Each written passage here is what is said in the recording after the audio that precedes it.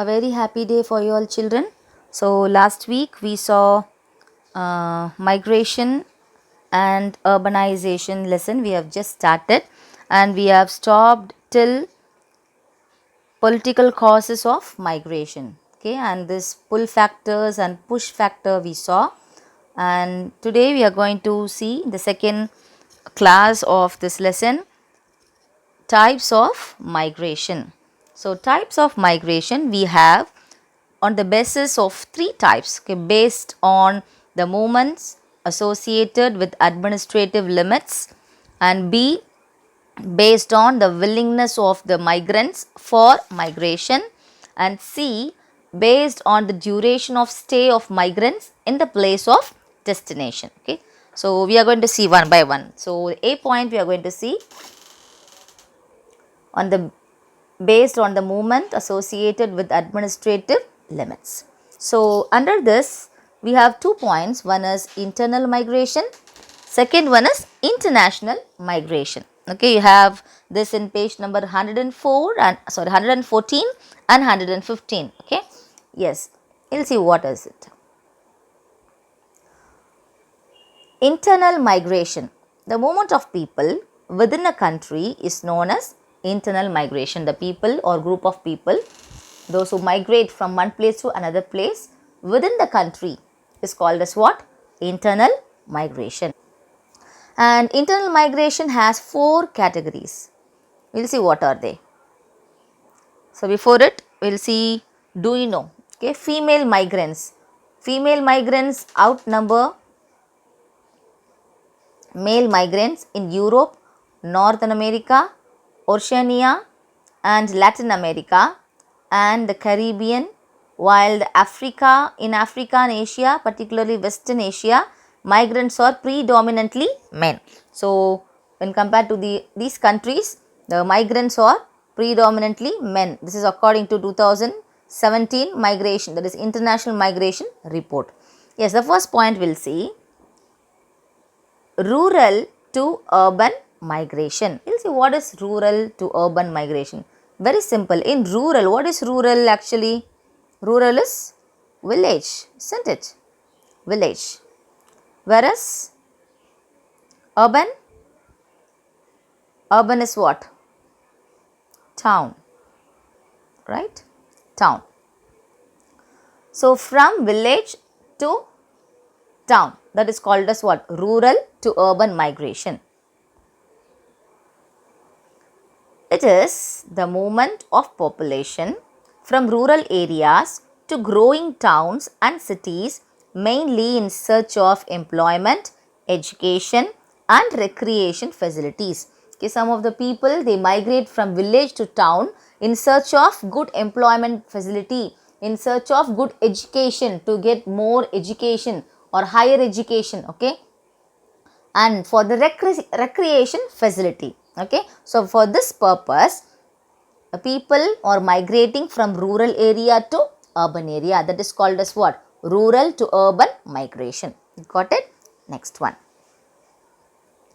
Next is urban to urban migration. What is urban to urban? Town to town or city to city. Here, it is the migration between one urban center to other, like in search of higher income. For example, if somebody is working, Mr. A is working in Bangalore, okay, he is earning for 1 lakh per month. So he wanted to earn more. For that purpose, what he'll do, he'll search better job in some other place. For example, he'll be going to Mysore, okay, or he'll be going to Delhi. So town to town, he'll be searching job for the better earning income. Okay, so this is called as what? Urban to urban migration. So he'll migrate from Delhi to Bangalore or Bangalore to Delhi in search of good income. Okay, that's it. Third one is rural to rural migration. What is rural to rural? Same as what we saw in the second point, urban to urban migrations. Here rural is village to village. Okay, here they will be searching in search of fertile land for the purpose of cultivation, for the purpose of agriculture. Okay, so or for the purpose of marriage, they will be shifting or migrating from rural to rural areas, rural to rural migration. And the fourth point is urban to rural migration. It is the movement from urban centers to rural areas to get rid of the urban problems and returning to native place after retirement from jobs. Rural to urban migration is the most common one. So here what they are telling, after the retirement, okay, the people or the person, they wanted to go and settle in their native place itself. So many of us, our native place will be the village only, right? So even you can ask your grandparents, they would say that after my retirement I just came to my native place and I just constructed a house for me and I got settled there, they'll tell. Okay, so changing or migrating from urban to rural is called as what? After retirement, the person will going to the same native place to settle there for the peaceful life. Next, international migration. So second point we have come. First we saw internal migration. Here we are seeing what? International migration. Migration that occurs across the national boundaries are called as what? International migration. What is internal migration? We saw movement of people within a country is known as what? Internal migration. Whereas international migration is nothing but across, okay, the movement of people across the national boundaries, or when we go outside our country, India, for the purpose of work or for the purpose of settling over there, is called as what? International migration. Yes. Do you know, in 2017, India was largest country of origin of international migrants. That is 17 million people got migrated, okay.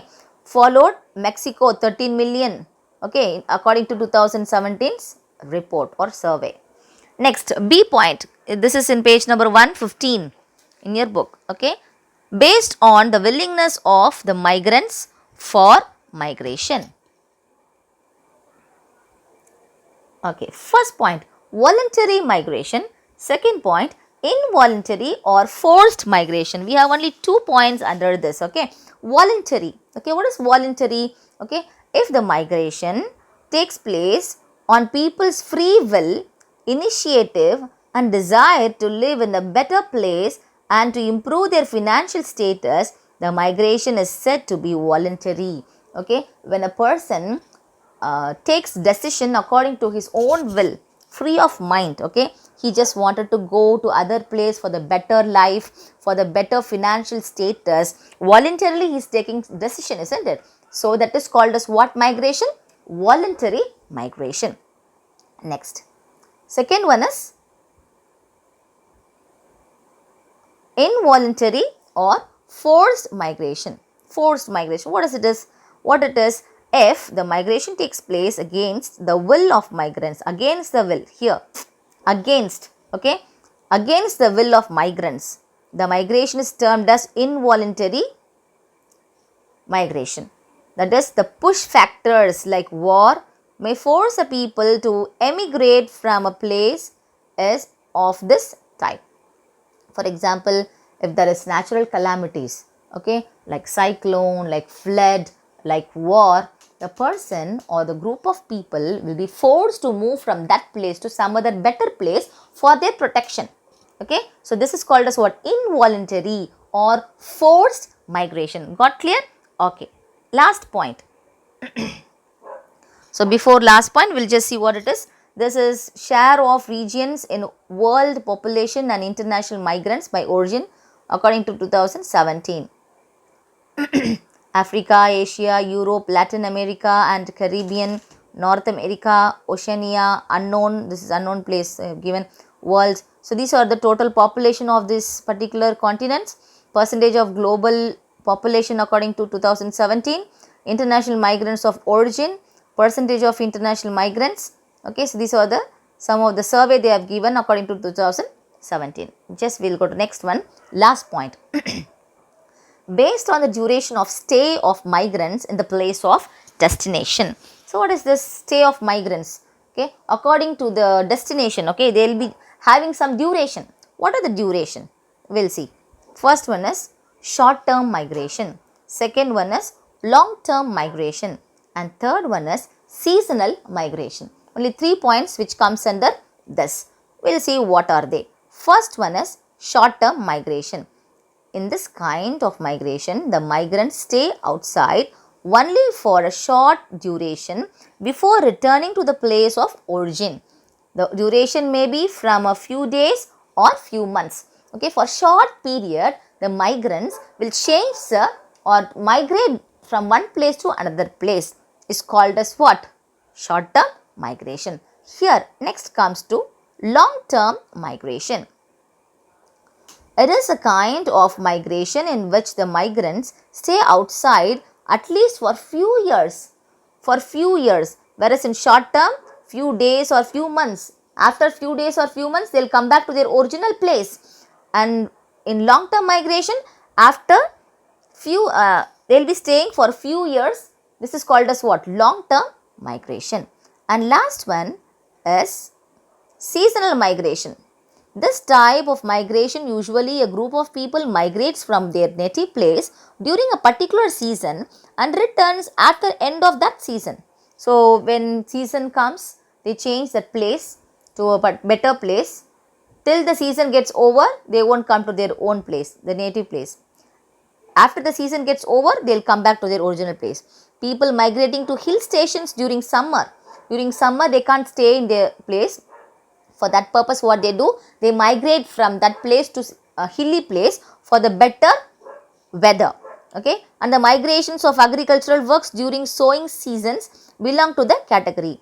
Then transhumance is another example of seasonal migrations. Transhumance, you have this in your grocery, page number 119. What they have given? It is called seasonal migration, where pastoral farmers move with their herds seasonally or periodically between plains and mountains. In Tamil, they have given Kalnadayudan Idanpeyarvu. Right? So, they migrate along with their cattles. Okay, like sheep, goat, hens. Okay, they migrate from their place to some other place for the purpose of season. Okay, along with their cattles. That is called as what? Transhumance. Okay, so we have finished up to this. So, next one is consequences of migration. So, before that, do you know the number of international migrants worldwide has continued to grow rapidly in recent years, reaching 258 million in 2017, up from 220 million in 2010 and 173 million in 2000. This is according to International Migration Report 2017. Next, consequences of migration. What are the consequences? What is consequences in Tamil? They say vilaivugal. Okay, we'll see. Because of migration, what consequences the people are facing? First one, demographic. Second one, social. And third one, we have economic. And fourth one, we have environmental. We'll see what it is now. First one is demographic consequences. It changes age and sex composition of population. Migration of females after their marriage leads to decline in sex ratio in the source regions and increase the sex ratio in the regions of destinations. The migration of male workers in search of jobs decreases an independent population of the source regions, which increases the dependency ratio. So, for example, what happened? Female is getting married and migrating from her native place to some other place, whereas male, he changes his place, he migrates from one place to another place in search of good job. So, according to that, ratio is getting changed. So, that is what called as what? Demographic consequences. Second one is social consequences. What is social consequences? The migration of people from different region towards an urban area leads to the formation of plural society. Migration of people, they change their place from rural to urban area. So, that is called as what? Social consequences. Okay. It helps the people to come out of narrow-mindedness and people became generous. Okay. Next, third one is economic consequences. The migration of more people from overpopulated to underpopulated regions results the imbalance of the resource population ratio. In some cases, the regions of over and underpopulation may become the regions of optimum population. Migration may influence the occupational structure of the population in an area. Through this, it will certainly affect the economy of the regions also. Brain drain is a consequence of migration. Okay, so here what we do, economic consequences. Some will have no job over here. So for that purpose, what they'll do, they need to go from one country to another country or one place to another place. Okay, they'll be having more knowledge, but they won't be getting job over here. So here brain drain consequences they are telling. What is brain drain consequences? Brain drain refers to a migration in which skilled people from economically backward countries move to developed countries in search of better opportunities. Some people are not getting better opportunity in their countries, so they are more skilled also. Okay, for that purpose what they do, they search job to in a better country to earn more money. So this is called as what? Brain drain. Okay, eventually this leads to backwardness in source regions. This is called what? Backwash effect. Backwash effect. And the last one is environmental consequences. Large scale movement of people from rural to urban areas causes overcrowding in cities and puts heavy pressure on resources. It leads to rapid growth of cities. The overpopulation in urban areas leads to the pollution of air, water and soil. Scarcity of drinking water, lack of space for housing, traffic congestions and poor drainage or the common environmental problems prevail in urban areas. The lack of space for housing and the rising of land costs lead to the formation of slum. So because of environmental consequences, what is this? Overcrowding. The people migrate from village to the city. So city is getting overcrowded. So because of overcrowded, what is happening? Pollution is increased. Air pollution is getting increased. Water pollution is getting increased, soil is getting polluted. Okay, scarcity, lack of drinking water. Nowadays we don't get proper drinking water, isn't it? Lack of space for house. Okay, and huge traffic problem we are getting. Okay, poor drainage system in our house we are getting. Okay, because of this lack of space for housing, the land's cost is getting raised. So formation of slum is also getting raised. So these are the consequences of migration. So we have finished the migration topic. So next class we'll see urbanization. Okay children, read the lesson, go through it, do the work. Stay safe. Thank you.